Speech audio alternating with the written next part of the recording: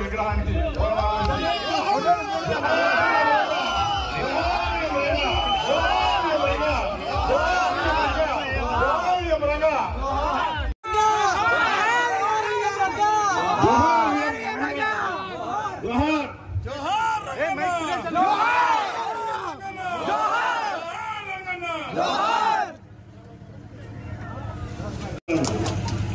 ఈ యొక్క రాజకీయ ఎవరికిపై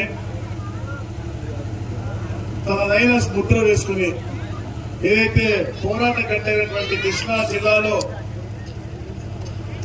చైతన్యం అని చెప్పేసి ఒక వ్యవస్థను తను ఉనికి పెంచుకుని తనకంటూ తను ఒక వ్యవస్థ తయారు చేసుకున్నటువంటి గొప్ప వ్యక్తి వంగవీటి మోహన్ రంగా గారు. రాజకీయంలో చాలా తక్కువ సమయం ఉన్నప్పటికీ కూడా ఎమ్మెల్యే కేవలం 3.5 సంవత్సరాలు చేశారు. కానీ 35 సంవత్సరాలు అయినప్పటికీ కూడా చిరస్మరణీయంగా ప్రపంచవ్యాప్తంగా కృష్ణా గుంటూరు జిల్లా కాదు, వారు 7 సముద్రాలు దాటి వేరే దేశాలకు వెళ్ళినా కూడా ఇంత మంచి పేరు తక్కువ కాలంలో వచ్చిందంటే వారికి బడుగు బలైన వర్గాలు పేదల పట్ల ఉన్నటువంటి చిత్తశుద్ధి అని చెప్పి తెలియజేస్తాను. యువకుడుగా ఉన్నప్పుడే యునైటెడ్ ఇండిపెండెన్స్ అని చెప్పేసి ఒక సంఘం ఏర్పాటు చేసి విద్యార్థి సంఘం ఏర్పాటు చేసి ఎన్నో మంచి కార్యక్రమాలు చేసి విద్యార్థులకు చైతన్యం తీసుకోవాలని చెప్పేసి ఎన్నో కార్యక్రమాలు గొప్ప వ్యక్తి మోహన్ రంగా గారు.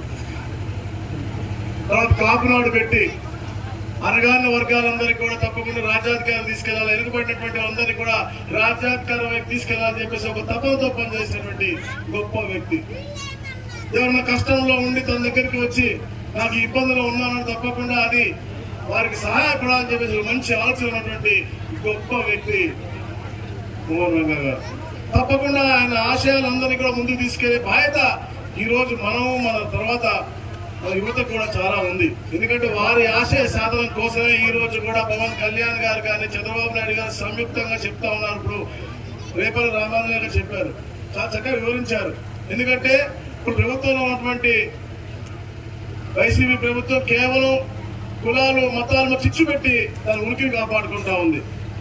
ప్రతి ఒక్కటి అబద్ధాల పునాదుల్లో వచ్చినటువంటి పార్టీ కాబట్టి అబద్ధాలు చెప్పి అందరిలో కూడా డివిజన్ తేవాలని చెప్పే లక్ష్యంతోనే అందరికి కూడా అబద్ధాలు చెప్పి చిచ్చు పెట్టే దిశగా పోతా ఉంది. కానీ అందుకే పవన్ కళ్యాణ్ గారు కానీ చంద్రబాబు గారు క్లియర్ చెప్తా ఉన్నారు, అందరూ సమిష్టిగా ఉండి రాబోయే తరాలకు మంచి చేయాలని, ఈ రాష్ట్రం బాగుండాలని తప్పకుండా ఈ యొక్క వైసీపీ నాయకుల్ని గత దింపాల్సిన అవసరం ఉంది.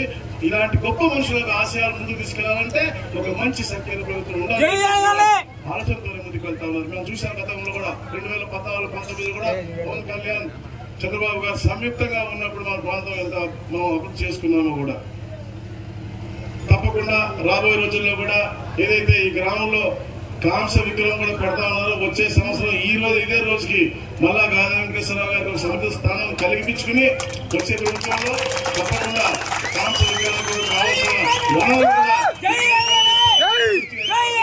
తప్పకుండా వచ్చే సంవత్సరానికి అది కూడా ఏర్పాటు చేసుకుందామని చెప్పేసి తెలియజేసుకుంటా ఉన్నాను. అలాగే ఎలాగైతే గ్రామాలు అభివృద్ధి చెందాలని చెప్పేసి ఆ రోజు రంగా గారు తలుచుకున్నారో మన గ్రామ అభివృద్ధి కూడా మనం హయాంలో జరిగింది. మళ్ళా రాబోయే రోజులు తప్పకుండా కనకాల నుంచి వస్తా ఉంటే ఇప్పుడు చెప్తా ఉన్నారు గాంధీ వెంకటేశ్వరరావు గారు హైవే దాటి లోపలికి వస్తే నడవకపోతున్నాయని తప్పకుండా డబుల్ రోడ్లు కానీ మనకి స్ట్రీట్ లైట్లు కానీ గతంలో మనం వేసింది 2014-19 మళ్ళా రాబోయే రోజుల్లో